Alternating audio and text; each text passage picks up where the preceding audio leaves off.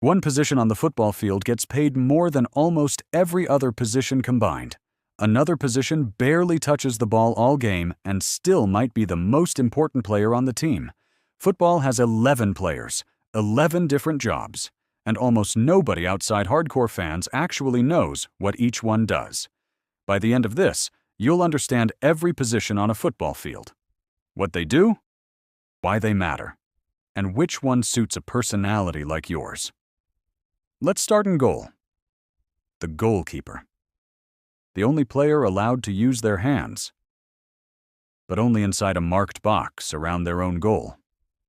Step outside that box, and suddenly they're just a regular player with gloves on. Their job sounds simple. Stop the ball from going in.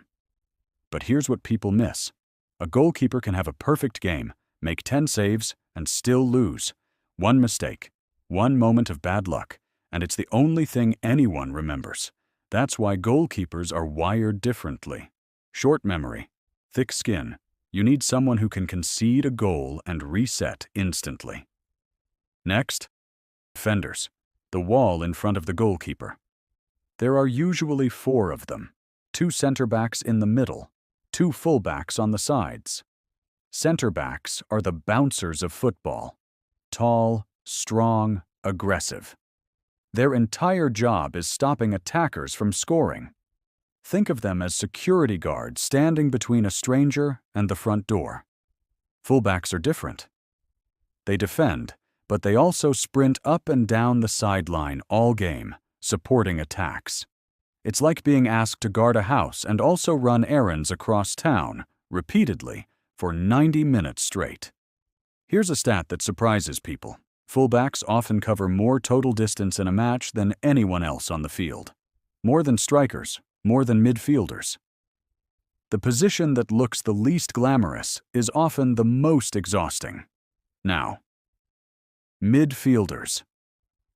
This is where football gets interesting. Midfielders are the engine room, the connectors. They sit between defense and attack, and basically everything flows through them. There are different types, and this is where most beginners get confused, so stick with me. Defensive midfielders sit deep, break up the other team's attacks, and protect the defense. Think of them as a quarterback's offensive line, except they're also expected to tackle people. Attacking midfielders push forward, creating chances and scoring goals. They're the playmakers, the ones threading passes that defenders never see coming. And then there's the position football fans argue about constantly, the box-to-box midfielder. Someone who does both jobs, defends in their own box, then sprints the length of the field to score in the opponent's box. It's like asking one employee to handle security and sales, at the same time, all game. This is genuinely one of the hardest positions in sports. Most humans can't run that much and still think clearly. Now we get to the position everyone actually understands: strikers. Strikers score goals. That's the job. Simple, right? Not quite. A great striker isn't just fast or strong. They have something coaches call movement, the ability to be in the right place at the exact right moment, often without the ball, often unnoticed, until suddenly the ball finds them, and it's in the net. Here's the wild part. Some of the greatest strikers in history touched the ball fewer times per game than midfielders. Less touches, more goals. It's quality over quantity, taken to the extreme. There's also the winger, a player who hugs the sideline, uses speed to get past defenders, then cuts inside or crosses the ball into the box. Picture a sprinter who also needs perfect accuracy at full speed.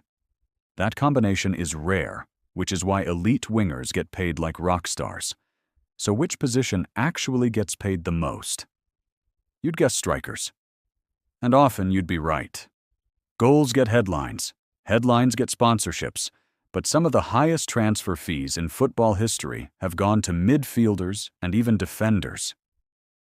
Because smart clubs know something casual fans don't. Controlling the middle of the field often matters more than scoring the goal itself. It's like a basketball team paying their point guard more than their scorer. Sounds backwards until you realize the point guard controls everything. So here's the real takeaway. Football isn't 11 random people running after a ball. It's 11 specific jobs, each with its own skill set, its own pressure, and its own personality type. Goalkeepers need nerves of steel. Defenders need discipline. Midfielders need the engine of an endurance athlete. Strikers need precision under pressure. Next time you watch a match, don't just watch the ball. Watch the positions. Watch the patterns. You'll start seeing a sport you didn't know was there. If this finally made football make sense, subscribe. There's a lot more breaking down the game like this.